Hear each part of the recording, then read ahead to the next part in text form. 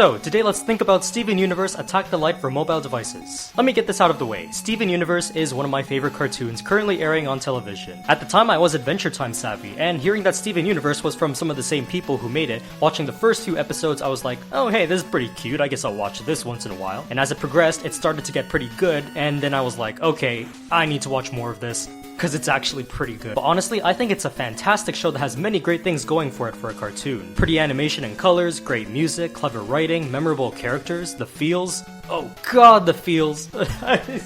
And not to mention its biggest strength being a surprising depth to world building, and how it's essentially a homage to the fantasy genre like games and culture. So much so that I wasn't surprised to see an RPG with chibi characters being made based on the show. And you know what? Even though I barely have much experience with traditional RPGs other than the Mario RPGs and Final Fantasy IV, Attack the Light feels just intuitive enough that I ended up really enjoying it. The game's plot starts with Steven playing an amazing RPG on his tablet, how incredibly meta, and ends up meeting with the crystal gems carrying a mysterious prism that can only be controlled by a powerful gem. Steven takes hold of it and unleashes the light from the prism, along with the monsters from within and the colors of the prism. As Steven and the gems, your goal is to recollect all of the colors and defeat all of the monsters, as you go on the RPG adventure that this show was clearly begging for. From the moment you start playing, the first thing you'll notice is just how faithful the game is to the show's license. For example, many areas in the game are based on environments from the show, there's tons of items and one-liners that reference previous episodes, and the gem's special moves are specific to their characters, including a certain special move between the three of them that is just awesome. If you're a fan of the show, you'll undoubtedly recognize these kind of things, and it'll make the experience more familiar. And even if you aren't, the game does look visually appealing, with vibrant colors and cutesy chibi faces. Granted, some areas in a world do tend to get kinda samey, as you go through the same rooms with the same desert theme over and over again,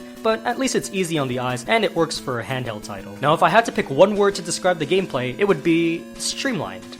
Yeah, progressing through dungeons is as simple as swiping to the next room in a grid-like fashion, which feels quick and to the point. The maps are mostly linear, going from point A to place B, and only occasionally will the game hide a secret room for hidden goodies or present an open area for you to explore. The battle system is also simple but intuitive, as it's reminiscent of the timed hit battle system featured in the Mario RPGs, specifically Paper Mario. Your attacks cost stars to use, and you perform stronger attacks or different effects by timing your hits correctly. I've always appreciated this system in the Mario RPGs, and I'll say that Attack the Light does it just as well. In my preference for RPGs, it goes beyond the whole pick from our menus combat in most RPGs, since timed hits add a layer of interactivity and an active approach to combat rather than just watching your character do things. Steven mostly acts as the mage for most of your battles, supplying the gems with items, bubble shields, healing their harmony, and yes, health in this game is called harmony, and playing songs on his ukulele that increase stats. Enemies also come in a variety of forms, mostly new to the gem monsters we've seen in the show so far, but each have different tactics to fight against properly and can be easily defended thanks to dem timed hits. So the combat is flexible and fun to play around with, and progressing through the game is quick and snappy, and as a result I beat the game in about 5 hours tops. And this right here is the main draw for the game.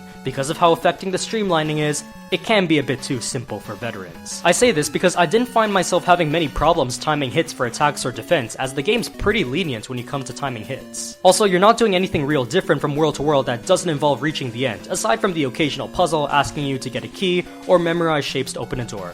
That's it. And the story doesn't go anywhere too engrossing, aside from a pretty clever revelation near the end that does tie everything together. And that's about it if you're looking for any kind of meat from this RPG, and as a result you may find it to be a bit shallow. But in its defense, coming from an absolute role-playing scrub like I am, I think it works to the game's benefit as a pretty fun but short romp that isn't cumbersome to play through on the go. I can just simply pick this game up in my free time or when I'm on the bus and mess around with the battle system without having to worry about traversing big maps or grinding for hours. Though grinding is optional thanks to these treasure gauntlet stages in every world. But overall, Attack the Light is a great RPG that works well as a tie-in to the show, it's simple and to the point, and it recreates the RPG formula efficiently enough for a pick-up-and-play adventure. I say if you're new to the RPG genre, then I strongly recommend giving this a try, as it could be something completely fresh that will make you want to give the genre a shot. And hopefully even veterans will find something to enjoy here with its streamlined elements, unless you're looking for something a bit more beefy, in which case, well, Xenoblade X is looking pretty good. But with an undeniably affordable price tag, including the amounts of levels and content you get, Attack the Light should be in any smartphone owner's library of games. And hey, it just might make you a fan of the show and give you the urge to make fan theories on Tumblr.